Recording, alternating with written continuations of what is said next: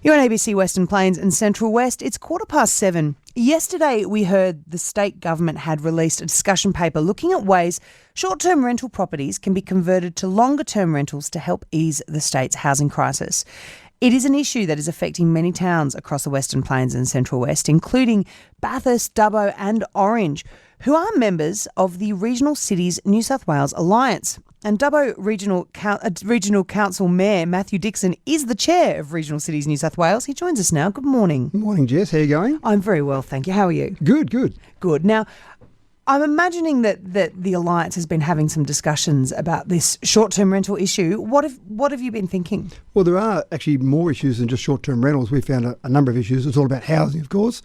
And one of the issues we found is land banking is an issue in some of our regional cities where developers buy land, sit on it, they control the demand, and if they've got enough land in that particular city, they can control the release of that to keep the prices elevated, which doesn't help anyone in terms of regional housing. Granny flats, construction of granny flats, whether you can have enough of those, whether the infrastructure can support those granny flats, but also short-term rental. So it's bigger than just the short-term rental problem. It's a housing problem. Short-term rentals, we think, is one part of that. The really frustrating part for us, though, when we started to look into it to see how big an issue it is, there is no data that shows how many short-term rentals are in use in any particular city. So you can go on to one particular site and you can say, oh, look, it looks like that company's got 100 short-term rentals, but then you look at another site and they might have 50, but some of those 50 might be the same as some of those 100. Are you able to ask those companies to provide you with that data, or do they withhold it? No, you could actually go through and get it, but you'd then manually be sorting it. So you'd then be looking at addresses. Are there any common addresses? Because there are multiple providers. Sounds like a nightmare. Well, one of the things we have said to the state government is what you really need is some form of register, because you can't make decisions without good data. That's correct. How big a problem is short-term rental? Oh, we think it's a problem, but that's not really good enough. And so in some areas, obviously, it's a bigger problem than others. Some areas along the coast, some of our member cities along the coast seem to see more of this problem. But again, they don't know exactly how big a problem it is. And if you listen to some of the short-term rental providers, they'd say, we're solving the problem because we're taking someone that's living in a 4-bedroom home and there's only 2 people left and they're renting out their individual bedrooms. So that's helping the crisis rather than taking long-term rentals off the market. Now, I have no idea if that's correct or not because I don't have the data. So you're saying that people that have short-term rentals on offer, they don't need to register anything with a government or a council, they just simply go through an app? Correct. They just go through and register, and they can register with multiple of those. They can say, and I won't mention any brand names, but they can say, I like brand A and I like brand B. I'll go and put my property on both of those, or put it on one, or put it on lots of them. So that's one thing that we've had this discussion with the government. We've said, we think you need to have some form of central register, or all those companies, when you've got those houses on there, they've got to register those houses. So then that would take out the duplicate problem. So that if company A, B and C had the same property on those 3, when they had to register with the government, it would all be flagged as, okay, well, that's not 3 properties on the market. That's 1 property on the market, because it might be a much bigger issue than we think. It might be a much smaller issue than we think. But again, one of the things that I've always said ever since I've been on council, and this group of councillors will say it all the time as well, we cannot make decisions without the data. You can't just make decisions on, oh, it feels right. Yeah. So Regional Cities New South Wales, are you going to be making a submission to the discussion paper? We will be making a submission. We've had these discussions, again, with the government previously. We've met with the government in our board meetings and we've said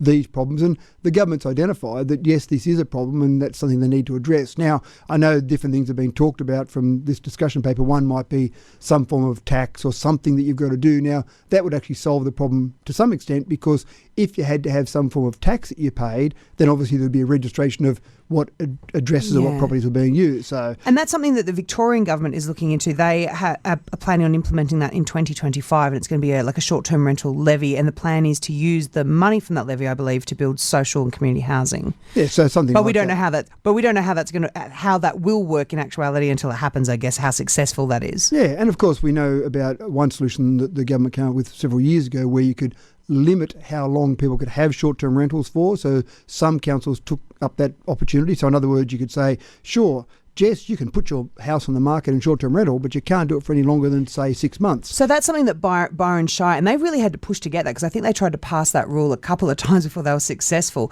Byron Shire now have a limit on short-term rentals and how long you can have it up for.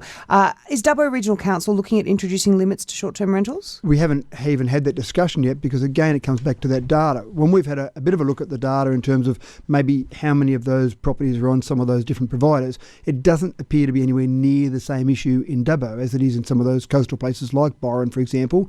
But again, we don't really know, because we don't have enough data to make good decisions on. So it doesn't seem to be as big an issue here at the moment, but let's see if we can get some more data on it. And I know that sometimes, one of the concerns that has been flagged by the state government is that they don't want to impede on tourism in some towns that particularly rely on tourism, but they still know that there is a bit of a crisis in some places as far as housing affordability is concerned.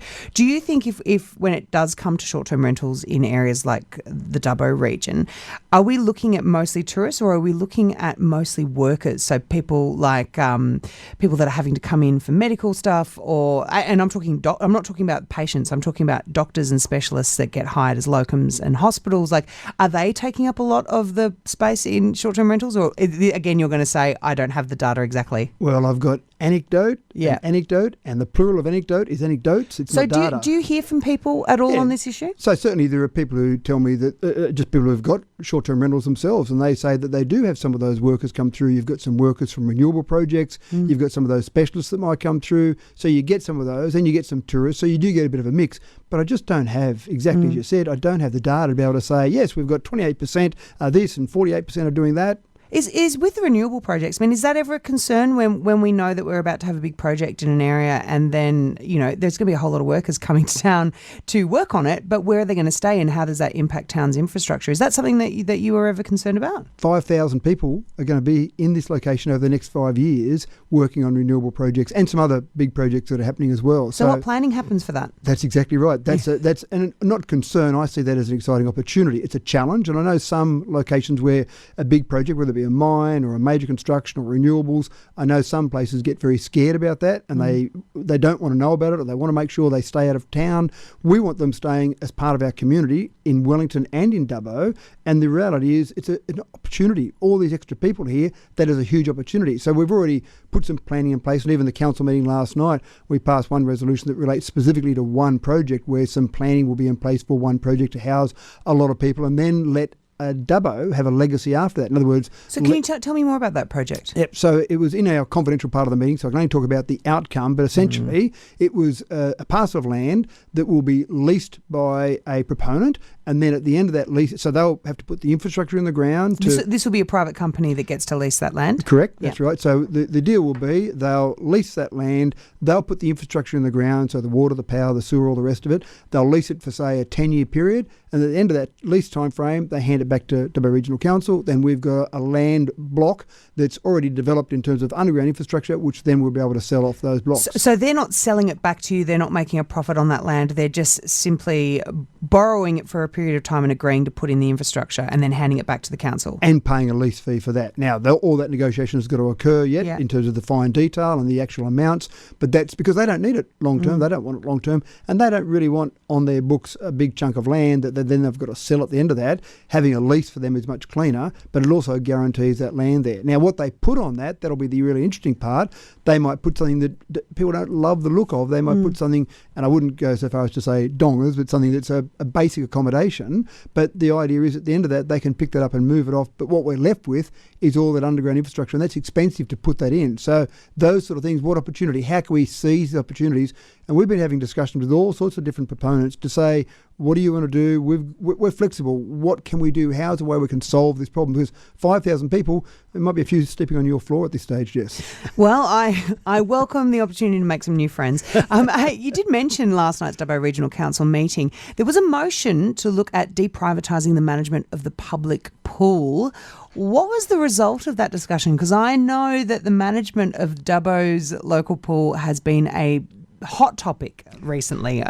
Yes. What was the result of the discussion? So it wasn't a resolution about deprivatising. It was a resolution asking some questions about the management of the pool and what would be involved if you wanted to end the contract, etc. So to deprivatise? Well... Or just pass the contract on to someone else? Well...